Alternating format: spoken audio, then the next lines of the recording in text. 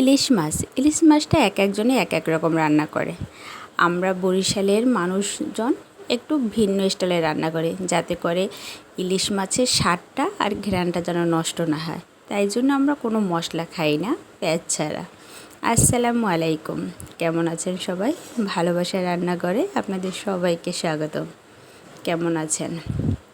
আজকের আমাদের বরিশালের মানুষজন যেভাবে ইলিশ মাছটা রান্না করে সেটাই আপনাদের কাছে একটু শেয়ার করতেছি।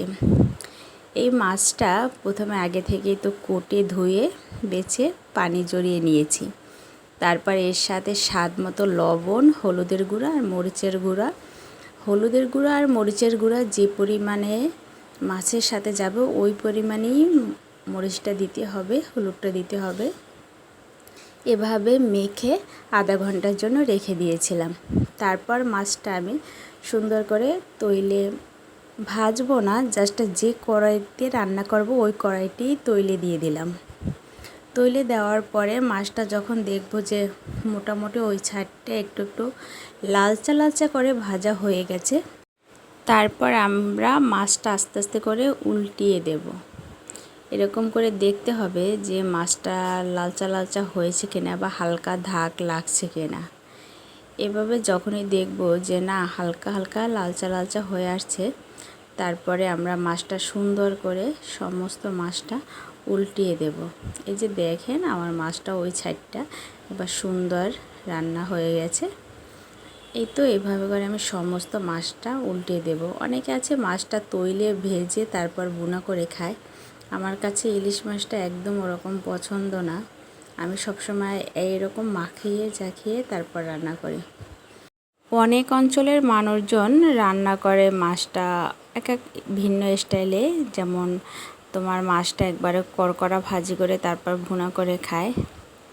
যাই হোক, যে যেরকম খায় অবশ্যই আমার মতো অন্তত একদিন ট্রাই করবেন। তারপর এখানে আমি মাছটা সুন্দর করে উল্টিয়ে দিলাম।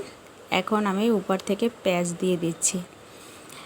ওই সাইডটা যখনই মাছটা ভাজা ভাজা হয়ে যাবে আর উপরে পেঁয়াজটা একদম নরম হয়ে যাবে, এই তো দেখতেছেন। তারপর আবার আমি আস্তে আস্তে করে মাছটা উল্টিয়ে দেব। এখানে আমার মাছটা একদম টাইটও হবে না, মচমচা হবে না, আস্তে নরম থাকবে, একবার রসালো রসালো ভাব থাকবে মাছটার ভিতরে। আর আস্তে আস্তে করে মাছটা একটা অন্যরকম ফ্লেভার আসবে। এই তো তারপরে এরকম আমি সমস্ত মাছটা উল্টিয়ে দিতেছি। তোমরা অবশ্যই একবার ট্রাই করে দেখবে যে এরকম রান্না করলে মাছটার স্বাদটা কীরকম হয়। তো মাছটা যখন আমি উল্টিয়ে দেওয়া হয়েছে, ভিডিওটা অন করতে মনে ছিল না। এখানে আমি পানি আর 2 চামচের মতো পেঁয়াজ বাটা দিয়ে শুধু মাছের উপর দিয়ে দিলাম।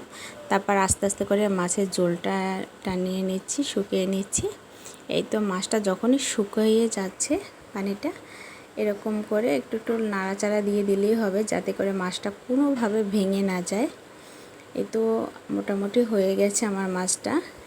এই মাছটা কেমন হয়েছে রান্নাটা, খেতে কিন্তু মাশাআল্লাহ হয়েছে। তোমরা অবশ্যই একটু কমেন্ট বক্সে জানাবে।